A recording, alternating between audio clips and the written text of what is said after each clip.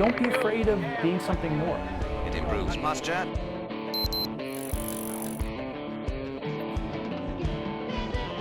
You're searching to be more, you're searching to learn more, you're searching to do more. It's a call to action. It's a call for ownership. A means to really live, whatever that means to you. Welcome to the show. All right, welcome to another episode of the Live a Larger Life podcast. I'm Carl. I'm Georgia. I'm Kandace. I'm James. Georgia, what's on your radar today? On my radar, so I read an article titled, "Is the Birth Control Pill Stunting Women's Drive to Achieve?" It was an article from the Sydney Morning Herald, so from my hometown, and it was looking at this study done in the Adaptive Human Behavior and Physiology Journal. It was a 9-month study that examined nearly 4,000 diary entries from women in 21 countries, and what that study found was that participants who weren't taking any hormonal contraception experienced an increase in their motivational drive to achieve around the time of ovulation. This was 6 times larger than the motivational increase that was experienced by hormonal contraceptive users during the same time of the month. So basically, women who were taking the pill didn't receive this 6 times larger motivational increase around ovulation. I thought this was an interesting topic because there's been a really long history of fear of backlash around biology being used as something to oppress women. So there's actually been like a lack of research into areas like this because of concern that acknowledging women's natural cycles and some of the like ebbs and flows in mood that come with that could actually be used to tell women that they shouldn't be in the workplace during ovulation or something like that.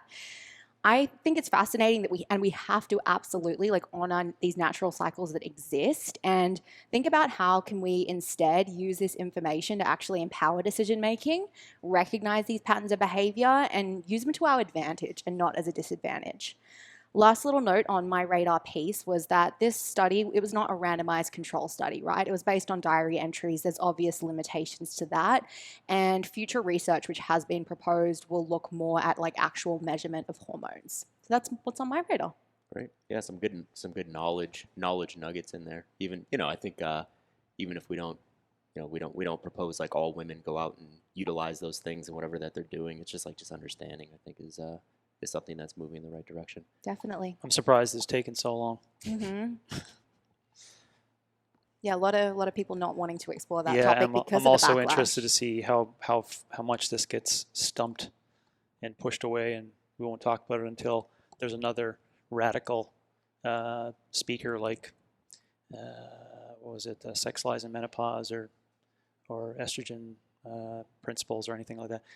It'll be another 20 years. That's the other sad aspect of it. It's good that you're giving it. We'll keep talking about it. Yeah, good. It's good that you're giving it some play. We'll keep tabs on it. James, what about awesome. you? What's on your radar? The looming November elections. Kind of ironic that I'm not an American citizen, but whether people know about it when you get here, you got to play the game. You got to be inside the game, whether you want to or not. And if you're like, oh, no, it's not big deal to me, you're going to get it. It's going to touch you, and you're going to see it everywhere. So I just find it fascinating now to see it play out numerous times, and to see this at this time of year.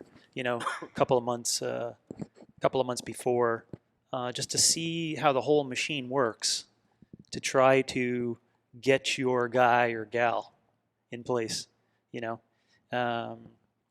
With disregard for morality around politicians, etc. It is what it is. It's part of the game, anyways.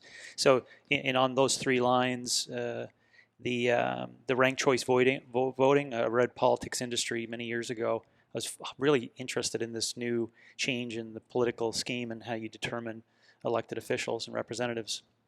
And they had proposed 3 or 4 really big things in change, and ranked choice voting was one of them. And ironically now, as you play these things out, you're going to start to see where that's good and where that's bad. So depending upon which side you're on, the ranked choice voting didn't really work out in your favor because they had 60%, I think, Republican voters, but the person who won was a Democrat because they had two opponents who in ranked choice voting ranked second and third, so it took a swarm of votes away from. So anyways, I find it funny that the new concept of ranked choice voting and how it's going to be put in play is something that I can see some positive outcomes, but it looks kind of meek. And just to be short, Trump derangement syndrome has infected Biden. If it's not apparently obvious of the past little while, or just his speech the other night, or his writer's speech, or whatever, to a non-American, it's just completely obvious that this concept or whatever has infected the entire thing now, and it's just made it really unhealthy, in my opinion. We'll somehow jam that into health today. And then locally, I find it fascinating that we don't have ranked choice voting here in Arizona, and I see a lot of bashing of political opponents. I used to see it from afar, but now like I'm up front and center, and it's really, really unhealthy, and it's really immoral. And so anyway, it's just something to talk about with regards to these representatives of the people, and how they treat one another, and also how they get elected. I just find it fascinating. So that's on my radar. Right Awesome. now. Yeah, I feel like that'll be relevant for the next few months. Just those Oh, yeah. thoughts and those ideas. For sure. Kandace, what about you? On my radar this week is kind of a mix of old and new. Like as an older marketer, there's a rising trend of. You're not that old, Kandace. It's okay. I'm semi old, She means but not a experienced. non-Gen Z marketer. A wise marketer. A wise marketer. Yes, I'd like to think so. But there's a trend more recently, it's kind of a nuance in language of content creators or sponsored content creators versus influencers, and how this whole area of the industry is playing out, using the language user-generated content creator as a new like monetization role, where, you know, in my day, UGC, user-generated content, was like this really awesome thing that marketers discovered because they organically had these fans of their brand or their product who are creating content because they just tended to love the product. And then you could leverage that content on your behalf and organically have a very ethical use of that content. Well, with the mix of influencers coming into board, influencers are a bit different, right? They invest in growing their audience. And then as a marketer, you have the ability to engage in partnerships with them and have them create content to their audience on your behalf. Should be done ethically and authentically, oftentimes is not. But now there's this newer reference to doing the same thing with user-generated content. So technically not user-generated content anymore, actually sponsored content. You're paying for average consumers to create content that looks like authentic UGC, but is not for the specific means of increasing sales. So yeah, a lot of Gen Z marketers talking about the hype and building hype around becoming a user-generated content creator as a new career path or opportunity to make some side cash as a side hustle, and just feels really inauthentic and unethical as a marketer. It's been on my radar this week. Well, mine is a little bit different than that. I think just looking at. I hope so. Yeah, looking at Your radar, you mean? Yeah. Yeah. I hope it's different. Yeah, no, looking at what we're talking about right now as a country and what we do as a company as well. We're in the education game, right? Knowledge, education, and we disseminate those things. And there's been a lot of back and forth over the last few weeks on this loan forgiveness thing, right? Where it's like up to $20,000 is being forgiven for someone that has an active Pell Grant loan. So just looking at the rising costs of colleges and education since 1980, and there's some really interesting things. So, we'll link the article in the description here, but just kind of reading through that and looking at the rise in cost. They call it inflation. I call it something a little bit different. It's just like you're just taking advantage of the government being willing to dump a bunch of money, from a quote unquote loan into people's pockets, and how that has been taken advantage over the last, 20, 30, 40 years. And they compared it to the rise of costs of homes and cars, right? Just because I think we all know how much a home costs here locally, and we all drive cars. So as it relates to inflation, since 1980, so in 1980, the average price of a home in the United States was $64,000. Okay, the average cost of a home today is $336,000. So that's an increase of 425%. Okay, a car, 1980, $7,000. Today, a car, $47,000. So that's an increase of 571%. So a home is increased on average 425%, a car 571%. And when we look at income increases over that period of time, we're at an income increase on an average of 220%. So what does that tell us? It's like cars and homes are just getting more and more expensive relative to what we're making. Okay. Now we throw in colleges and education, or colleges and universities. That has increased over 1,200% over that same period of time, right? And there was there's spikes, and you can look at the graph. There's spikes, and you can kind of see like when that occurred. And if you look at legislation, it's like Pell Grant now went up to, started at like $5,000 was the limit, and now it's upwards of $100,000 that people are able to take out, and it feels like free money, right? And something like what just happened last week, a few weeks ago, occurs, and it makes us think about it, right? Where it's like, do we want to get into that game as, our kids? Do we want to put our kids in a college and university and say, okay, we want you to go after this sociology degree, or we want you to go after this psych degree, right? And I just say those because those are the two most popular degrees that people go to school to obtain, because they're just like, I don't know what to do. I know I need to go to college, so I'm going to go and I'm going to do this. So they're paying, $65,000, $70,000 over 4 or 5 years to obtain those degrees, and then they're kind of pushed out the other end, and they're just like, well, what do I do with this sociology degree? What do I do with this psych degree? And it didn't prepare them to do anything, but they're $70,000 in debt, right?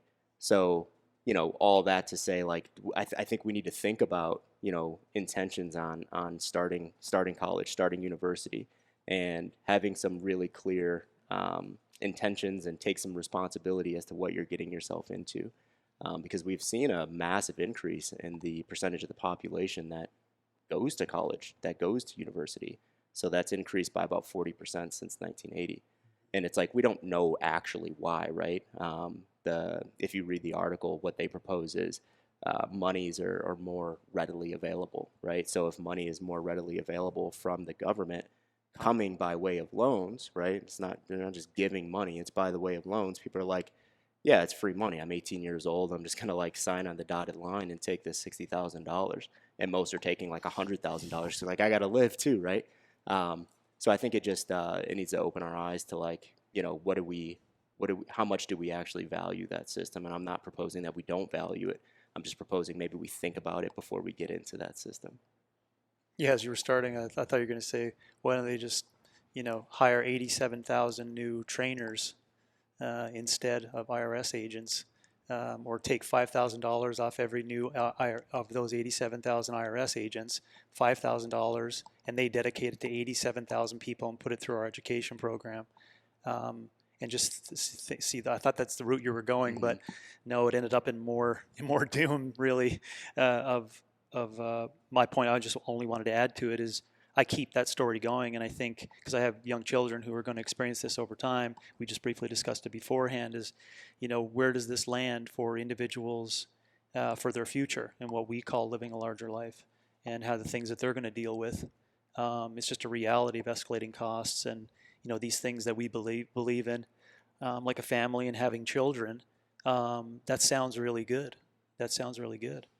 But it doesn't look as good. So there's a little bit of hope in there, though, to a different economy and a different way that we visualize money, basically. Not necessarily universal basic income, but maybe decentralizing or a new form of wealth. Also, a new concept of what it really means to have a vocation in the future. And I really think that there's something in possibly technology and knowledge acquisition that may tie in your lines of, authentic. I could go on and on that one, but authentic generated, content for people over time. So I have a little bit of hope long term. I think we're just maybe not in my lifetime I'll see it, but because Harvard has such big endowments, or the top 10 have such big endowments. Yeah. It's just such a powerful system. That, I know it's easy for me to sit here at this table and say like, oh, well, the solution is really easy, but I didn't hear you say no, that. I'm going to propose something now. Oh, okay. Where someone might think like, oh, yeah, this guy thinks he has all the answers, but are we trying to solve the wrong problems, right? Where, it's like the play this time around, and let's not get into the politisphere here, because politics definitely play a massive role in what was decided a few weeks ago.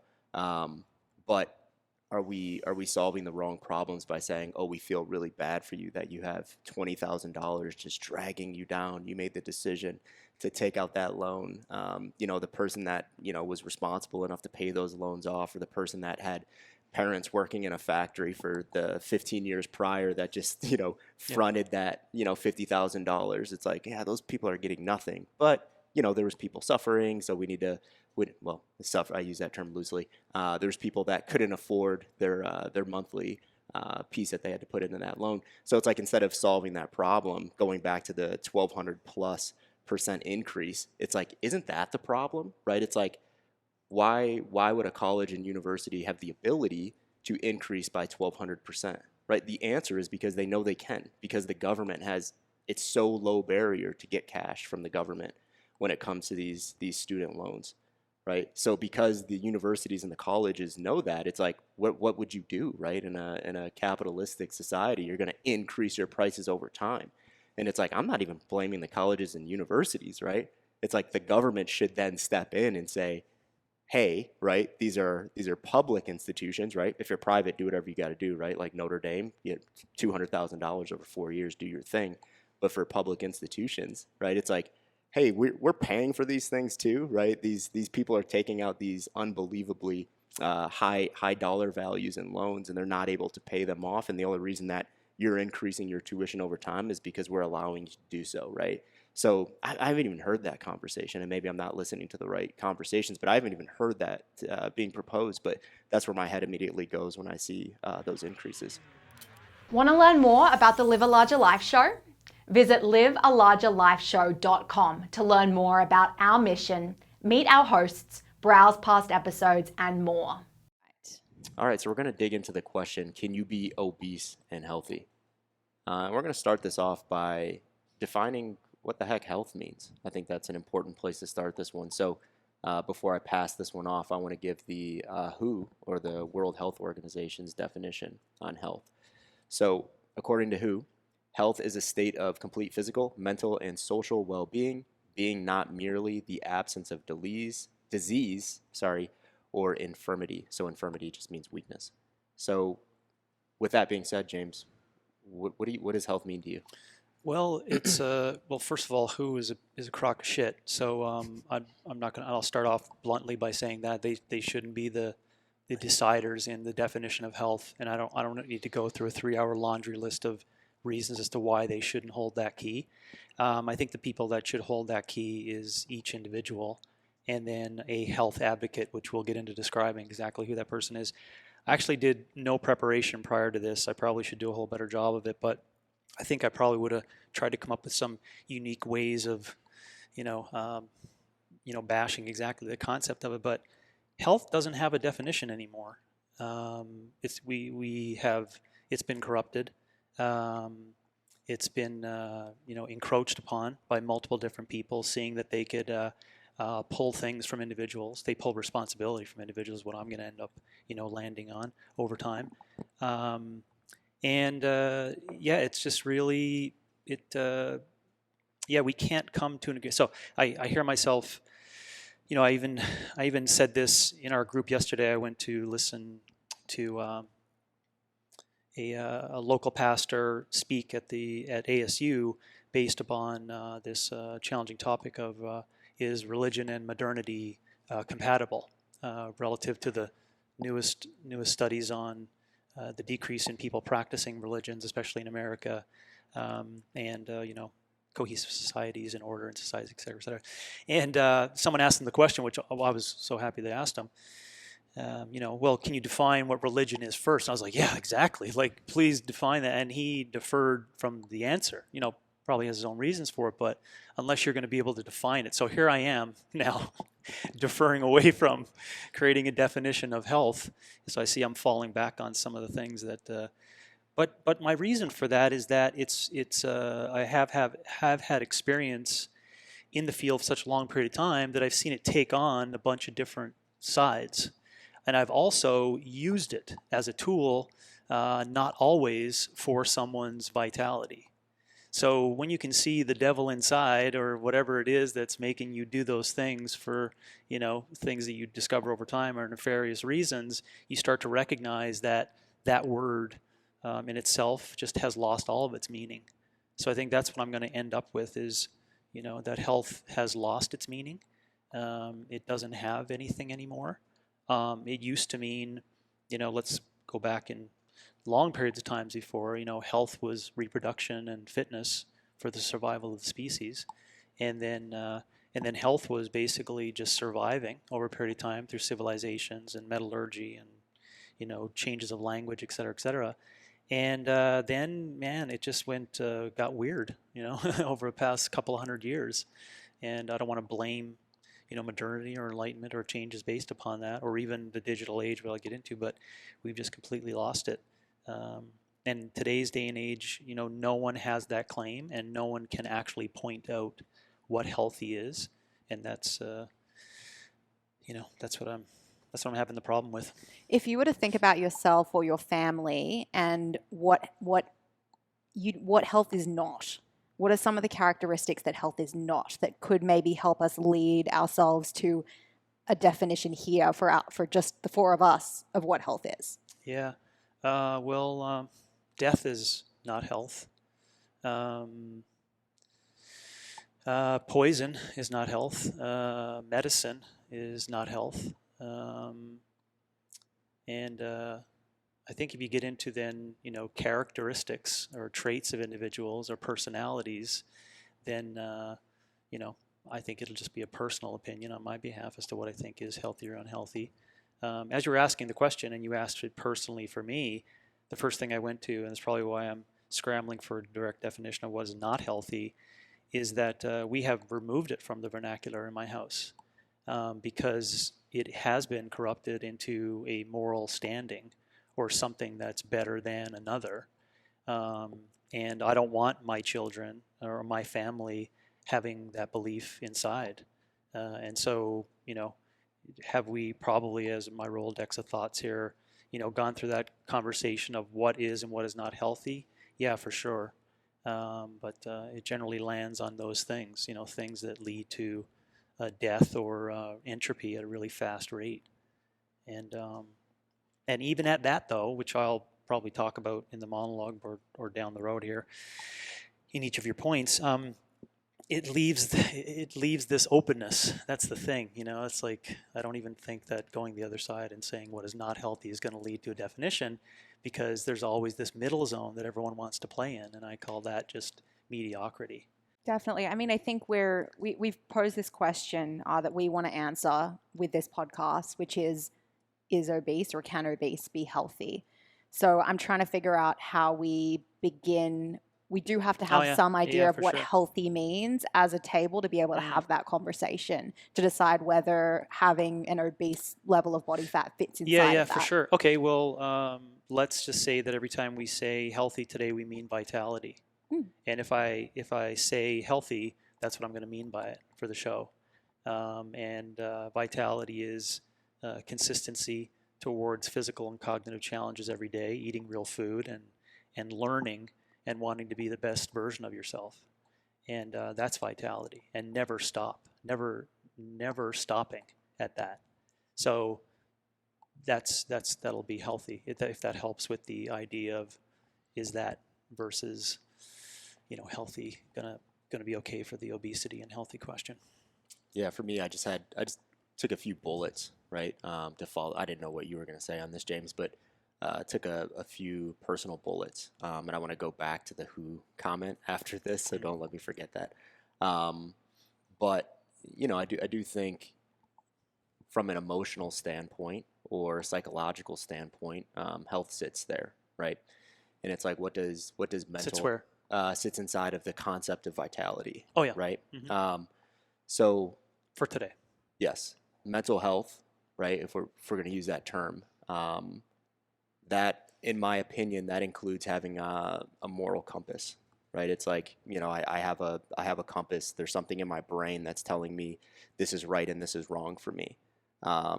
but it doesn't just end with having a moral compass. It's like you're living your life by that moral compass with your own individual aims, right? Like, and I know that's so broad, right? But from a psychological standpoint, that's the first thing that came to my head when I thought of the term mental health, because I think that's a term that's thrown out there all the time as an excuse. And we'll get into that in a little bit here, but I think that term is thrown out as an excuse a lot. Not to say that it isn't real, but people do have mental health issues, but I think it's an excuse. So moral compass, living against that moral compass and having your own individual aim. There's obviously a physical, maybe I shouldn't say obviously, but you did say the physical component. There is a physical component to it. So what is healthy in terms of that physical component? I think it's inside of that. It's like, do you just move your body every single day, right? Do you take your muscles through challenges once, twice, 3, 6, 5, I don't know, times per week, right? We'll land at 3. Do you challenge your heart and your lungs through that physical activity, right? You could do that in long bouts and short bouts, and you do that in a sustainable manner, right? Like from a physical standpoint, it's just like those challenges and just like moving something that's external from your own body weight and you having to adapt to that movement, right? And you breathing on a daily basis. From a physical standpoint, I think it's that simple. And then from a consumption standpoint, we'll just call it like food and fluid. It's just like, do you eat real food, right? I don't even want to go down the route of like what is quality food, but we do know what quality food is, right? It's real food.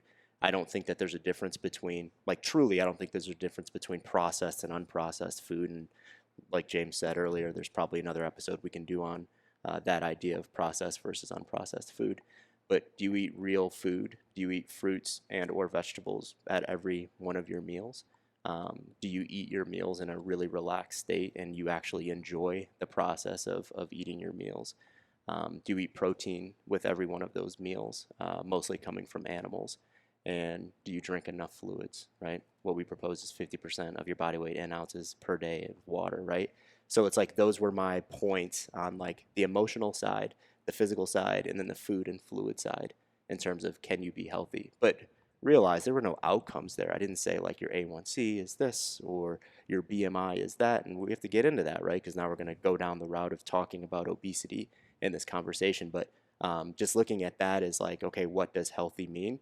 Those are the things that sit inside of that for me. And there's a lot of outcomes, and I know I'm skipping ahead, but there's outcomes by living inside of that framework, in my opinion, that you'll get to, and that outcome is not going to be being obese, right? If you live by those simple rules. What I wanted to do is I wanted to go back to you before we wrapped up this what is health conversation on the World Health Organization. And the reason why I snagged that definition from the World Health Organization, and this is probably a little bit different over the last few years, but that's like, if someone has a question, that's who they go to. The people listening, the general population, they're like, I'm going to this organization. They're literally like, they have the term health in it, right? They're looking after my needs. I think I know where you're going to go with this, but why do you softball? Why are you saying the World Health Organization is not good? It's too long, honestly. It's too long. It's honestly, it's too long. Your explanation is too long. It's too long. The explanation to it. Yeah, I can't.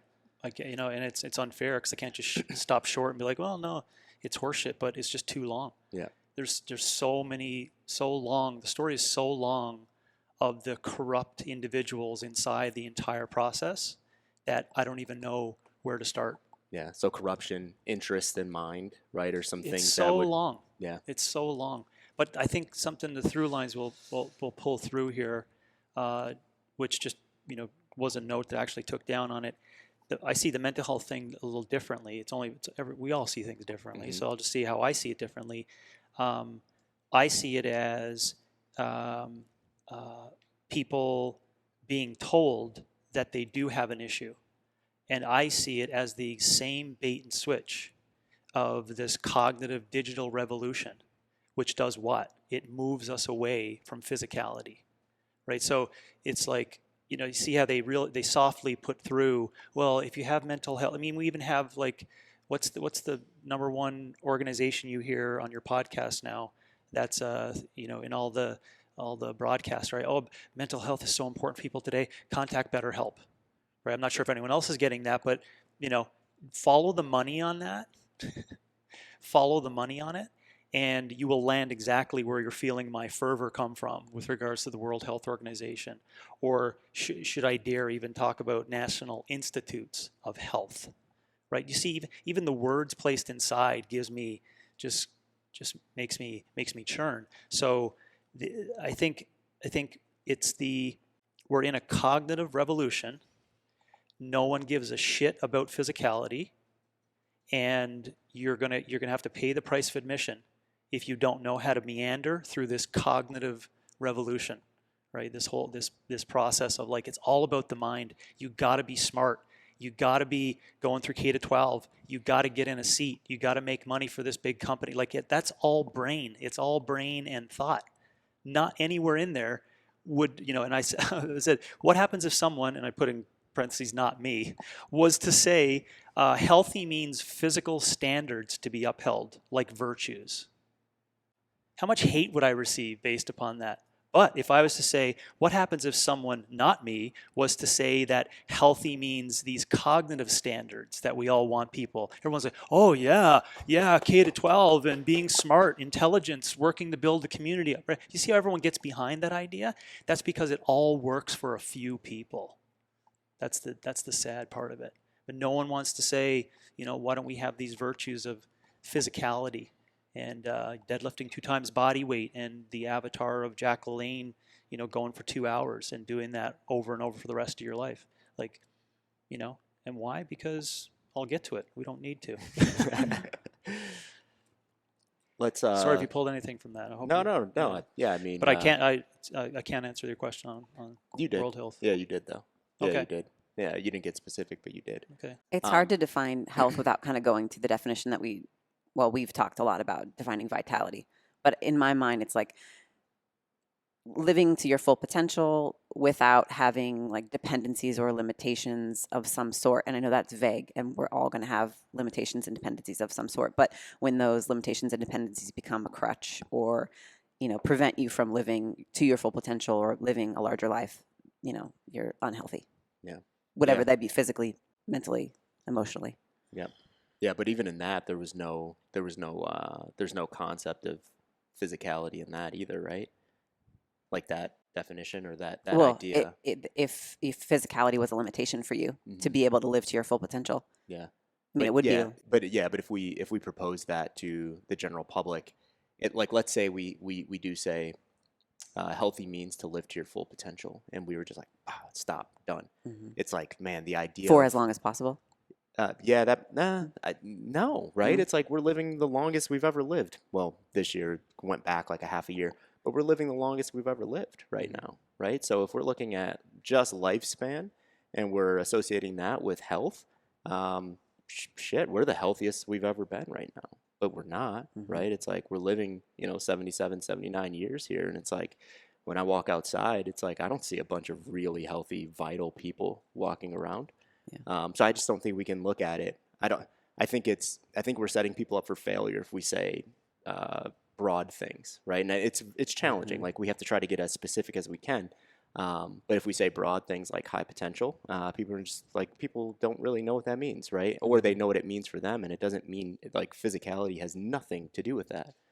And I've said this in a bunch of different ways. I think we had a conversation last week about this, but it's like we're in a spot right now where we have to be very, very intentional on, let's call it physicality, movement, all those things, right?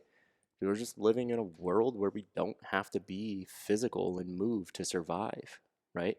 A bunch of people have jobs where they sit on Zoom all day and they just talk to people, and they do that for 8 hours a day. And, they're eating at their computers and they're not moving, and they're going home and they feel tired from sitting on Zoom all day. So that little like thing in their head that's like, maybe you should go for a walk. They're convincing themselves that I shouldn't because it's like, I'm tired. I had a really long day. But, wake up to going to bed, there was zero physicality in that day. They're just like mentally fatigued. So it's like you do that for years and years and years and years, and we could probably all close our eyes and think about family members that did that for years and years and years and years, and they never thought twice about it, right? Because if we say live to your full potential, they're probably just like, man, I need to have really good Zoom calls and make a lot of money and take care of my family. So I don't know. I just to wrap that idea up, I think we just have to be really intentional on the physicality piece, because it's even, just speaking with my kids on a daily basis. It's like, we have PE next week for 3 days, and then we have a week off of PE, and then we have PE again the next week. And it's like, what? And it's like, well, what are you guys doing? Well, half the kids don't really want to be involved, so they kind of just sit to the side and they read a book. And I'm like, well, what are you doing to get them involved? Are you like, maybe they feel like disconnected from the group or whatever the case is. Like, oh no, the teacher just tells them like, we're just going to be out here and you kind of do your thing, right? And it's just like, there's no, there's no idea of or thoughts on how important it is to get those kids moving. And we're talking about like 6-year-olds right now, right? Yeah, absolutely. So Like the thought of like movement over meditation, to your point, it's like the focus on cognitive. It's like even the way to get back to healthy is prescribed as stillness versus movement, which is, Yeah, we can pull into another episode at the because you went there for the children. I'm a part of the Phoenix Children's Hospital obesity group, and we meet once a month. And we've just more recently met in person before the summer, and we had an 8-hour day, where people come in and experts in the field, et cetera. About 200 people. I'm the only, health person or strength advocate in the room, just to give you a heads up. Most others are administration in the hospital or dietitians, nutritionists, doctors, et cetera. And I listen all day as people jump over the prescription for fixing obesity for children. And I'm hoping you can pull me back to make sure it's the right area where we are for young kids. But it also, because my story is going to give you a realistic perspective of what I think needs to happen is more than intentions. I think it needs to be a radicalization and a reformation. And I know that sounds like really powerful words today, but we have gotten nowhere with moderation of this, like, well, let's just take care of our family members, and et cetera. I think it needs to go a little harder than that. So my whole thing is that just to see this, to give everyone a full picture as to what really is happening. This doctor comes up who cuts small children's, 8 to 12-year-old children's stomachs and makes them smaller, and that's what his profession is, and he's an expert at this. And he quickly, through about 20 seconds, goes through the list. First, lifestyle. Second, medicine. Third, surgery. Let me talk to you for 90 minutes. So the entire day, everyone in the room, administrators, health advocates, are all nodding. So I'm just saying this, right? I'm just saying this.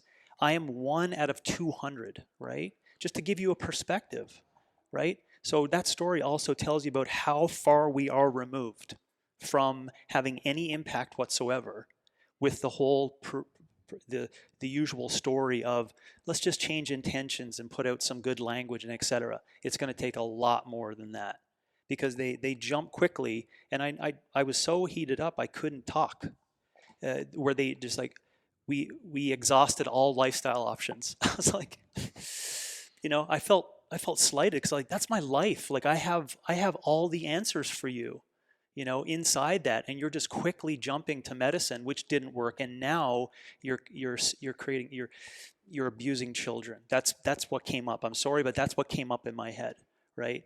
And all I can see, unfortunately, I'm just being honest here, I'm looking around, I'm seeing everyone that's bought into this, and it's an entire system that I'm sort of turn your angle towards that, but I'm just giving you a shot of reality. Like, this is what's real with regards to this concept of obesity, and the way out is going to be more than just chatter on positive intentions. Back to your point on like reach your potential, we need to be better with our language. No, you need to do pull-ups, right? And you need to strive to do pull-ups. So you see how I'm creating some like substance to it now, right? Because the old language of like, just be better, et cetera. Not saying that that's what you had in mind, but that's not going to work. It's not going to work. So what's the opposite? It's a radical concept, I think, against what's current. Physical standards. Yeah, like let's not be afraid. As uncomfortable as we are to talk about obesity, right? We all know the uncomfortableness. I'm not sure if you guys all feel it, but it's uncomfortable to talk about it in the conversation. I'm not super uncomfortable to talk about it, but let's make that a concept, right? What are physical standards that we can have that we can all work towards?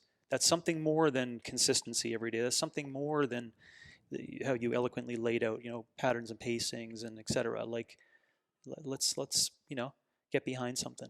Well, I think part of the reason why talking about obesity is so uncomfortable at the moment is what we're seeing in mainstream media and in culture and in how obesity is treated in those areas. And I did want to spend a little bit of time exploring that. It's a solid segue. A good little segue there, right? But no, really understanding it's this. Good to see the power right in like real time.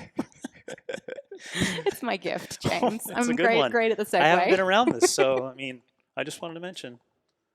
So to get back on track, really understanding like why are we actually having this conversation about whether obesity is healthy or not? Like, why do we have to have this conversation? It's because what we see with like hashtag body positivity, hashtag BOPO, and the way that this idea has kind of been distorted, and you are villainized if you do have any thing to say about the connection between BMI or body fat percentage and potential health implications of that. And if we could just like take a few minutes to step back and kind of walk through how do we get here? Like, how do we get to the point where that is the norm and it is a really uncomfortable and not okay thing to say possibly being obese might not be healthy?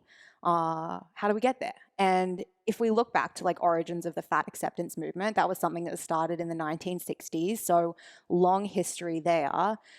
That was really rooted in ideas of equality and making sure that bias and discrimination against fat people was not happening in the workplace in different areas. And I mean, we weren't there. I don't really know too much about intentions of that movement, but on paper at least, yes, it sounds like a good thing that we should not discriminate based on size and that equality is important. Like, I think we can acknowledge those are probably good things there. What we've seen like today in this like idea of body positivity, I don't think has anything to do with equality anymore. We've kind of moved into this area where we're not talking about equality. We're not talking about like healthy at every size and the idea that like healthcare should maybe not just be weight centric and only focused on health, and perhaps there's a little bit more around behaviors and things that we could look at as well. We've now reached this point where like instead fat acceptance has like transitioned into fat celebration. And I know there's like some strong words to say there, but we're a really long way from some like potentially well-intentioned ideas around equality, around acknowledging behaviors over the idea of just like a body fat percentage or a BMI. And now we're at this point again where we are glorifying obesity and we're saying it's not okay to be skeptical or ask questions around obesity. And that for me feels really, really problematic. And in some cases, almost the reverse kind of discrimination or demonizing of those that pursue health. Oh yeah, Adele. Do you remember Adele? Like Adele went through a weight loss transformation and she was like absolutely slaughtered by the media and on social media for daring try to take control of her health, which is really scary. And I think like there's a reason we've come here, right? Traditional beauty standards, heroin chic, size zero, like what you see on catwalks, what the health industry has put forward as health, like very low body fat percentages, athletes, all of these people are not necessarily the pillars of health. And I do think we had to swing somewhere back to this like recognition that what was being portrayed in these roles in the media, in fashion, was not healthy either, but we've gone too far in the other direction. Like the pendulum has swung too far and we're no longer just looking at like, you know, males and females who exude health. We now have people that are again being celebrated for being obese. Like that is being treated as a virtue. I don't think anyone should be celebrated for being skinny or for being fat or being somewhere in the middle. Like why are we celebrating someone's body fat percentage full stop? That's what I want to know. Yeah. Celebrate when someone can do 5 pull-ups. Yeah. Yeah. What if we had? It's identity and positionality. As I said in our room in the pre-talk here, that it's the digital age on top of postmodernism that has got us to this point.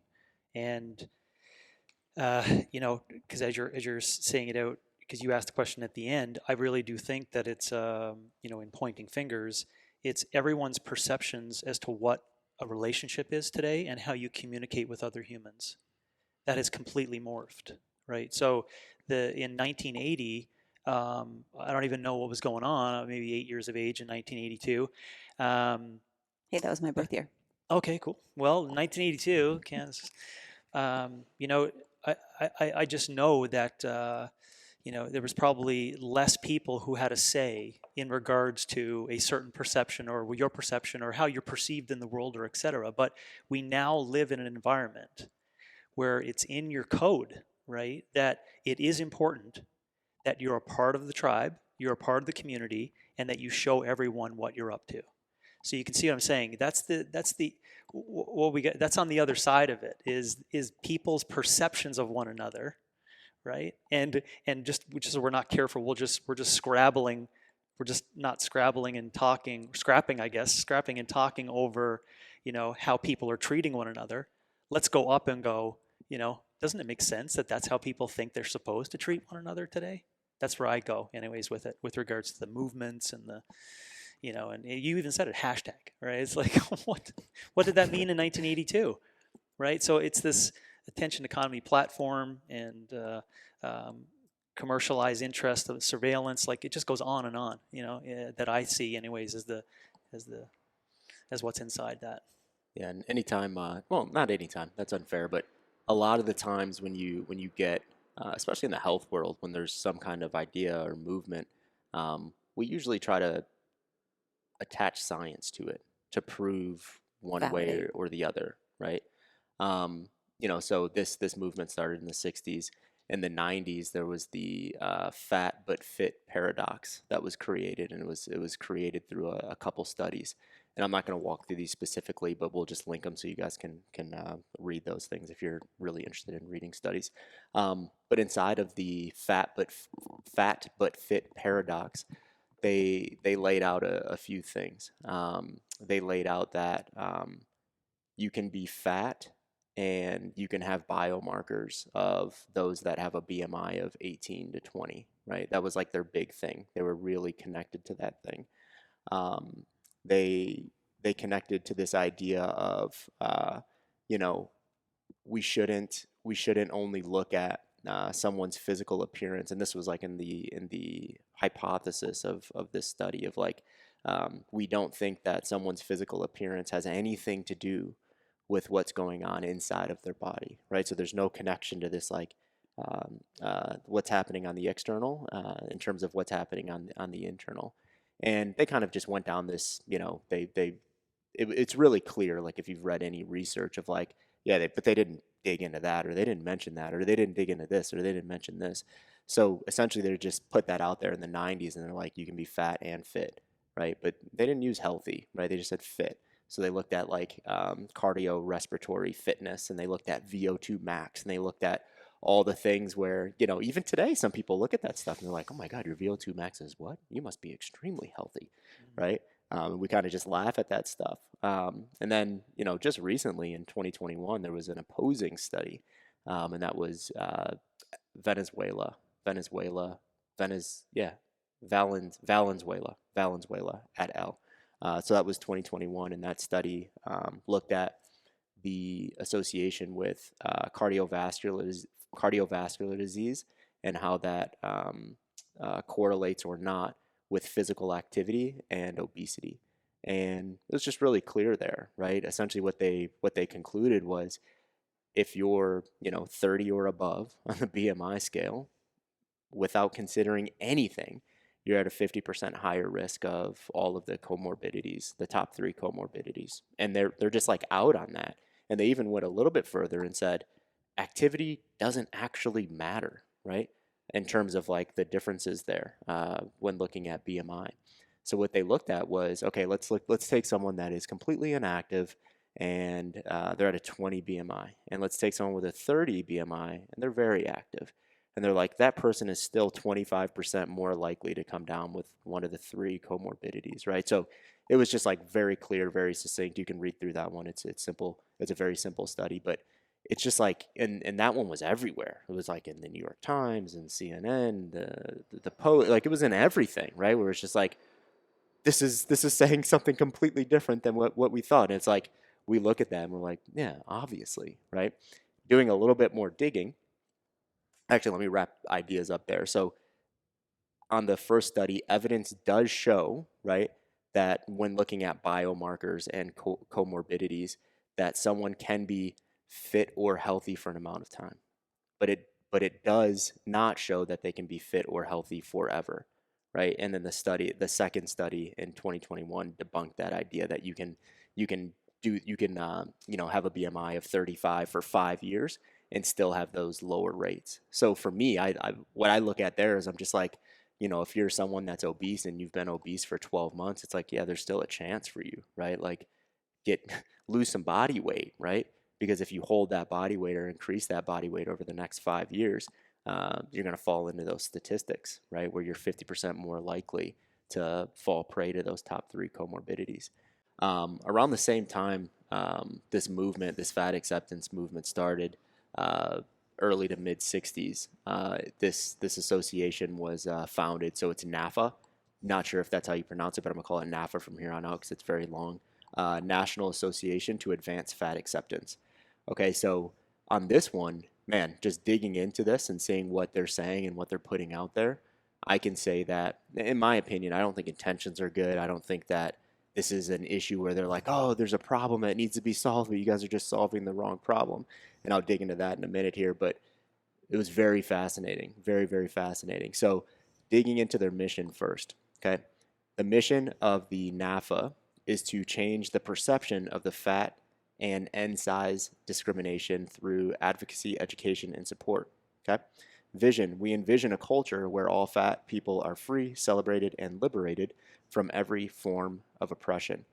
Okay, I think this is extremely, if we're talking about health, right, this is extremely unhealthy to tell a group of people, right, that, they go back and forth with this, like, we're not diseased and blah, blah. Obesity, let's call it a disease, right? It's killing people, right? Being 35 on a BMI scale is killing individuals. So they're saying, like, don't attack the problem there, right? Just like live in it. It's okay. Be free, right? That word celebration is the one that like really seems problematic to me. Yeah. So, if and I'm trying to put myself in the shoes, right, of a person that's like, I don't know what to do, right? It's like, do I have a disease? Am I unhealthy? Is it my lifestyle? Do I need to do pull-ups? Like, what is the thing that's going to get me out of this, right? And I Google, right, like fat whatever, fat acceptance. And this is the very first thing that comes up. And I read this and I'm like reading through their mission and their vision. And it's like, these people want to celebrate me. Oh my gosh, I didn't feel like I wasn't liberated, but they're telling me that I'm not. I didn't feel like I was discriminated against. I just wasn't happy. But the problem is that you know what I'm saying? Like, I'm kind of going through like what that person on the other side could think there. So just that mission and vision, because that was the first thing I went to. I'm like, okay, what are they trying to do, right? Because you could tell by the cover of the website, they're like, it's okay. It's not your fault. Live in it. Be happy, be healthy, and enjoy people that are of your size. They also have this fact sheet. So I just called it like denial here, right? This is their fact sheet. So first they claim that obesity is not a disease, and they pointed back to those studies that I mentioned earlier, the fat but fit paradox, right? So they pointed back to these early to late 1990s studies. And on this fact sheet, and we'll show a picture of this thing, but on this fact sheet, there's an author's name to each one of these statements, right? So they're pulling it from science. So I am not a disease. I agree with that, right? Like, if you're obese, doesn't mean you're a disease, right? If I had HIV, it doesn't mean I'm HIV, right? If I have a disease, right? All of those things, right? So you could kind of tell what they're doing there. It's like, you're not a disease. If someone thinks that you have a disease, they're saying that you are a disease, right? Like, it's the emotional play. Next, body weight is not a proxy for health. Going back to the other study, right? Like, that's what they're alluding to. If someone assumes that body weight is a proxy for health, they are prejudiced against you, right? So it's like, what are they doing? What are these organizations really trying to do? It's like, first, this is just me, right? This is like my take from what I'm saying. There's a couple more pieces. They take a vulnerable group of people, right? They tell those people that they're victims. They start a movement right? Where it's like, you are who you are. Let's stand strong and let's do this thing together. And anyone that's against this movement is prejudice, right? Anyone that's against this movement is against us. Sounds right? familiar. Very familiar, right? So, but that's these associations that move forward, like that's their playbook, right? It's like, But what does that do? Find the vulnerable person, tell them that they're victims, have this thing that you move forward with. Anyone that is against that idea, not the person, but anyone that's against that idea is prejudice. They're evil, and we should banish them, Yeah. Right? Sorry, Kandace, I cut you off. I was just going to say, it just is a further push to alleviate the need for someone to actually look at their own actions and whatever internal pull that just naturally exists within us to say, my behaviors are right or wrong in any way, shape, or form. It removes that compass from existing in your own self, and personal responsibility is then removed because you can, as with everything that is happening in current culture, blame someone else or blame a system or blame anything that is, other than you just looking at your own actions. Yeah, definitely. Next claim is BMI is not an accurate predictor of individual health, right? And then they have the author's name. I think we could pull hundreds of those studies, right? It's like, what are they doing, right? They're cherry picking. I'm going to use that term for the next two pieces. They're cherry picking science, right? Scientism. So they're finding studies and they're saying, hey, what is BMI? Like, maybe we should have defined that. BMI is when you take someone's body weight in kilos and then you take their height in meters squared and you divide those two. And that gives you a number, right? So they're looking at these studies and they're saying that BMI is not a predictor it's not a good predictor of individual health. It's like, yeah, but if you dig in and you look at what they're looking at people that, you have two individuals that are 160 pounds. One of those people is 45% body fat and the other person is 15% body fat. BMI is not a great predictor for the person on the right. You know what I mean? The person that's 15%. That's what those studies are saying. Those studies are not saying it's okay to be obese, right? They're just saying, yeah, it's a little weird, right? Sometimes if you're holding more muscle tissue, it's probably not a great predictor of your health status. That's all of those studies are saying. Not one of those studies are saying it's okay to be 55% body fat. Not one is. And when I say okay, I mean for health, right? And then they cherry-picked anti-diet research, right? And so they try to say diets are bad, right? Which I think we'd go around this room and we'd all name 15 diets that we think are stupid, right? The whole idea of like, do this thing for this amount of time and get this result. Like, yeah, we all agree that those are dumb. But they're using those studies of like, is Atkins healthy long-term? And like the studies behind that. It's like, yeah, of course not, right? Like we know that. But they're using that as an excuse to say it actually doesn't matter what you eat because all of the researchers said that diets are BS, right? So they're taking that concept, cherry picking that science, and they're saying these papers said that diets are bad, so we can eat Doritos. It doesn't matter. We can eat to feel good. It's fine. We're all good. And it literally says this on the website. And then the last piece was they kind of came back around, and you can tell that they're admitting that there is a lot of research that says that being obese and over fat is not healthy.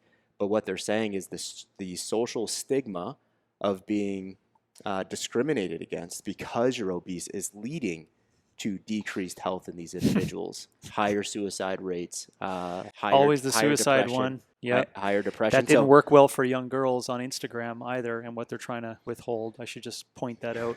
4,000% increase in self-harm and issues with their self-perception for the same thing. Oh, don't discriminate against how they perceive themselves because suicide. They always drop that one. Yet, if you dig deeper into the data, it actually doesn't. It's the opposite when people don't adhere to that long-term with the decisions that were made by some loser of an adult. They end up committing suicide at the end because they made a poor decision that an adult had a part to play with it. So it sounds very sneaky, similar to a bunch of things that are happening with regards to your through line of emotions getting in the way of these facts in terms of science. Yeah. I mean the healthy at every size movement, which is actually like very well practiced among medical practitioners, nutritionists, dietitians. they point to, Healthy at Every Size points to a lot of the same research that you're talking about, i.e.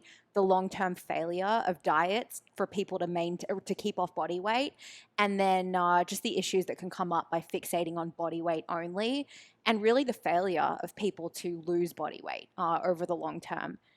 That doesn't mean, though, that we shouldn't still be looking at body weight as an indicator of health or not. It shouldn't be the only thing we look at.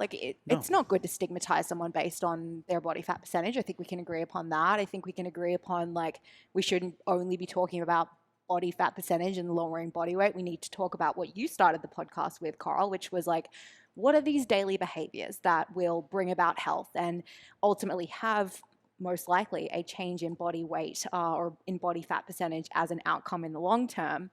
But it doesn't, acknowledging that being obese and having a high percentage of body fat doesn't negate that either. No, absolutely not. And, I think we would all agree, maybe not, but from my standpoint, I think that it's all of our responsibilities, right? If we have friends, family, whatever that is, neighbors that we're close with that are, obese, right? And, they're great people and they think that they're doing the right thing and they're a part of this organization. It's our responsibility to look them in the eyes and just say, hey, this actually isn't healthy for you, right? You have 3 kids. Those kids are 8, 10, and 12. Those kids may not live. You may not live to see those kids, in their 20s or 30s, right? That is a responsibility. It doesn't mean that you hate that person, right? That's where the weirdness of the victimization and the stigmatizing someone that doesn't agree with the idea, right? It's us 4 in this room, we disagree on a bunch of things. It doesn't mean that we all hate each other. Just because you disagree with someone doesn't mean that you hate them, right? You can still love someone and disagree with some of their beliefs, right? But the things that I found missing in that, digging into this organization, there's absolutely no knowledge around how do you make yourself healthier. Nothing. 0%. 0%. I was going to say that you're always going to get into problems with study length and the goalpost whenever you get inside of academia. This has always been or not always been, but I guess for the past decade, it's been my hit on health and fitness and academia. It's very tough for you to organize a 50-year study. That's not just diaries or storybooks or whatever. That's going to get some answers in terms of what we're calling vitality, but that's something we're going to have to contend with. Yeah. On the point of with regards to what was it on? I'll go ahead on your point. I'll remember it. I was just going to say the generational nuances. Oh, I got it. Okay, Sorry, go could for you it. remember yours? Yeah, I remember. I think I'll lose it. It's about the judgment of character, right? So let's bring Martin Luther King's vision into this concept, regardless of anyone's perceptions of it. But you don't judge someone by the color of their skin, and we can use color of the skin as a context to objectivity and their physical appearance. Okay, let's just do that if you're okay with that for today. You judge someone by their character, and so this is where I'm talking about a radicalized approach. It's not. It is what Carl just said, but it has to be. If it comes from a good place, if you truly do care, they will know that. Right? So, but what you are doing in that is that you're not. See, this is the slip. People think you're judging them and their character by the obesity comment. And no, what we're saying is that we see more in you, right? We see, I'm judging the fact that you're fucking not trying.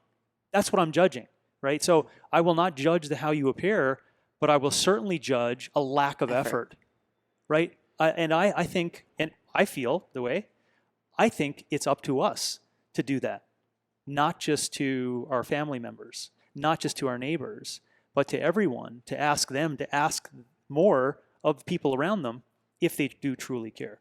So that's what I think you were hitting on. I just put some gas on it. Yeah, I'm glad you went there first because okay. I think I'm glad you remembered because I was going to lose that one. the generational nuances of responsibility, right? It's easy for us to say, I understand where personal responsibility comes into play because I'm aware of the standard, right? In terms of what you were exposed to growing up and seeing, kind of comparing and contrasting lifestyles, obese or not obese. For the younger generation, and thinking about protecting children is, a huge concern, but they're only exposed to this acceptance message or this victim mentality because of what's put out there. They don't even understand that there is another way to think. And so, like, that responsibility obviously can't fall on them. They can't take responsibility until they have that level of awareness. Where do they get that level of awareness today? And that's the thing that, I lose sleep over when I think about it. Yeah, I think this conversation, because it's like, it's almost being, what are those things called? When one person sits on it, like a teeter-totter thing? What are those called? Yeah, Seesaw? Seesaw. Justice. Teeter-totter. Seesaw, right? Seesaw. Anyway, like, we're talking a lot about, like, the fat acceptance, how there's dangers in that, and you just mentioned the kid thing, and it just like sparked something in my mind. And I think Georgia mentioned this last week when we were talking about this idea. But the other side has to also be taken into consideration, because if we're just saying, and I know you're not proposing this, Kandace, but if someone's listening to this and they're just like, I need to let my kids know that it's not healthy to be obese. Like, it's not healthy to be over fat, and they leave it at that, and they're just like, figure it out on your own. It's like, are those kids in their bedrooms putting their fingers down their throats at that point? Because it's like the demonization of being fat is so, like, ingrained in their brains. They're just like, I can be anything else, but I can't be obese, right? And that's where I think this idea of, like, what is healthy, that's so important, because if we ignore that, and I think that's happened millions of times, where a kid's like, I know it's not healthy to be fat, I know it's not good to be fat, I know I'm going to be discriminated against, I know I'm going to be making fun of, I know blah blah blah blah blah blah, right? I don't want to take my shirt off at the public pool. So they're like, I'm going to go to the complete opposite side. So it's also our responsibility to balance that, right? And talk about, and give. I know that we don't have a very clear, like, this is what health means, but in our own homes, I think we do have to have an idea of, like, this is where we want to be. You know what I mean? It's up to that individual to decide where that is, but I think we can go too far in that other direction as well. I guess where I was going is to your point about these organizations that have poor intentions and where personal responsibility comes in. At what point does access to truth or accurate information impact the ability to be responsible? And how do we solve for that? Because there is so much inaccurate information out there, or this other message of acceptance that's on the extreme side. I mean, conversely, there's the other messages that are out there by industry around what healthy looks like, and we know that's not healthy either. Yep. But access to truth it's a huge gap. Yeah, being 50% body fat is not healthy. I'm very, very, solid in that thinking, and having an 8-pack isn't healthy either, right? So, I think there just has to be that conversation around those things. Maybe we can show a picture of the health continuum. I know you mentioned that earlier, and I know James really loves that picture, that visual. Some will. Yeah, and then but we could think about that, because you proposed that Super earlier. bad fans will. We could look at, like, the performance paradigm and remove that, and just put, like, the aesthetic paradigm, and that would play. I would love us just to remove aesthetics from the conversation, full stop. I think that's where the conversation gets so distorted, and, like, that narrative that you just shared, Carl, of that kid being told it's bad to be fat and going and sticking their fingers down their throat. Like, why does that happen? Because parents equate, again, this idea of being fat or being skinny with worthiness, and worthiness with how you look. And that's a fault of our society that I don't know how we overcome that one. I really don't, It's especially complex. with social media. Yep. But there is just, we are way too interwoven between this notion of health, aesthetics, and then body fat percentage, and we need to separate that stuff. Like, we just need to. Mm-hmm. It's complex. It's big. And create the conditions that allow people to support responsibility and action. Like, if they knew if there were basic lifestyle guidelines that everyone were following, and there were these standards and benchmarks that you were trying to achieve, like, that could help. Yeah. I think the knowledge is available. I think it has been available for a really long period of time. I take the perspective that I can't even believe we're in this position where we're talking about it. Right? I mean, we've had this human experiment for a really long period of time, and I think the answers have been there for a super long period of time. But so that's why I can't, like, it's hard for me to see.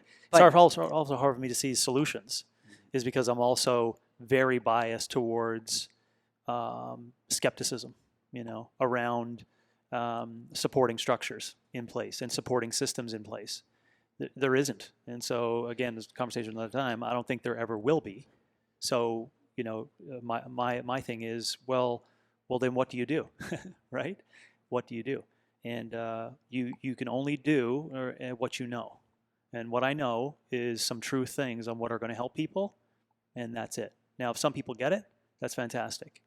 But that's immediately where I go. It's like I used to get so drowned out in exhaustion of really not making an impact whatsoever. And I'm past that. Oh, so you think about like where people go to source this information when they have this question, like they're Googling, or what are they reliant on the educational system to inform them, or they're reliant on their family units, which may or may not have the knowledge. So like, although these things exist, they're not widely discussed. Yes. And those basic practices are not taught. No, they're not. But that's my point. We're saying it together, is that, but it does exist. Right. So, and if you get into the world of information and where they're going to get it and et cetera, I mean, just look out. Look around the environment. It's going to be impossible. It's going to be impossible. So that's why I lean more heavily towards, instead of just being a part of the conversation, it's more around, no, it has to be a knee-jerk radical concept. That is the only thing that's going to make people go, just a second now, maybe maybe this responsibility thing, is there's something in there. I like your reference to the Live a Larger Life as a concept as a project, because I think that gives us some groundwork to say, or some footing to say, if you are willing to take on this project, this is what it could look like in your life. Yeah. I mean, everything that we walk through with this organization, James keeps mentioning a radical, like something radical needs to be done. I look at that and I'm like, they did something radical, right? It's on the other side, but that's radical, right? Like to say those things, and just really thinking through the amount of people that are reading those things and being like, that's what I needed to hear today. Yeah. Right. So many of those, right? So we use their playbook, yeah. Right? Which is, we change language. Get to know our hosts and a sneak peek behind the scenes of the Live a Larger Life show when you follow us on Instagram at Live a Larger Life. We look forward to chatting with you there. I think we're all on the same page, like, and I want to use the term acceptance. The same page with regards to like where we're going to end it. Like, what's the answer to the question? Can you be obese and healthy? Right? It's like, and I'm going to speak for myself, and then you guys, if you guys don't agree with me, let me know, because I don't want to speak for everyone. But I'm still in the camp of, yes, you can for an amount of time, but you can't forever, right? So if someone is sitting there and they're on that obesity scale right now, and they're thinking like, what do I do? And they are really taking these things to heart of like, okay, I need to move every day. I need to eat really good food. I need to do this very, very consistently for a long period of time. I need to try to do pull-ups like James told me. So they're in the gym every day, like just trying to get that pull-up. That person needs to understand like, okay, I can actually get out of this thing, right? It's like I'm not doomed because I'm overweight and obese, right? It's not a virus. It's not something that just is going to live in you forever. So I don't think that you can be obese and healthy for any amount of time, maybe a short amount of time, but not any longer than that. And I don't even want to put numbers to it. No, let me put numbers to it. You can't be obese for 3 years, right? And then you're like, okay, I'm there, right? And then you get to 5, and then you get to 8, and you're like, no, but I'm still healthy. I'm still healthy, right? So, I'm going to land on no, you can't be. Continuing there, Carl, I agree with everything you said. I'd like to remove the emotion from the obesity conversation and to just get rid of the stigma and the emotional response that we all have when we talk about BMI, body fat percentage, what that might be. Let's put that emotion and that stigma around behaviors. Let's get really excited for people that live healthy behaviors, and let's actually feel some shame and like point fingers when people don't. Completely, devoid from what that person's body fat percentage is, because there's some very unhealthy people with very poor behaviors who are very skinny. So, and I'm not saying we should go point fingers and talk down to people, but let's just be real about what is and is not the problem and where someone should and should not feel worthy. And I think that comes down to your actions. You're not saying ignore emotions though, right? No, you're not saying like, let's channel them elsewhere. Yeah, let's try to. Because when we have those emotions, they're coming from somewhere, right? So I think we just need to dig into where those emotions are really coming from. Yeah. Like the person that you try to put on an in-body and they're like don't want to see that body fat percentage. It's like, instead of just saying, okay, let's hide it from you so you never see it, it's like, why? Where's that coming from? So I think we can't ignore, and I know you're not saying ignore, but I don't think we can ignore when we have those emotions come about us, because those are probably coming from somewhere. Of course. Yeah, I agree with you though. Yeah. Or redirect the celebration, right? Instead of it being about the appearance, being about the actions and the effort. Yeah. I think the concept of obesity is never healthy, but I think humans can be obese and can be healthy depending upon your definition of healthy. Mm-hmm. But I would say that in my definition of vitality, obesity can't even be placed in the same sentence and nowhere near it. Because when you strive for vitality and how I define it, it washes away the entire concept, because you have your arrow pointed in a direction that doesn't even see the rehabilitative delusion as a part of it. It is not even a part of it. So, I think it can be washed away if we get people excited about vitality and striving to be their best version of themselves, as cliche as it sounds. Great. Let's wrap it up there. Let's do it. Thanks, guys. Appreciate it. Thank you. Yeah. Thanks for joining us on this episode. If you're on YouTube, please like, subscribe, and join us in the comments below.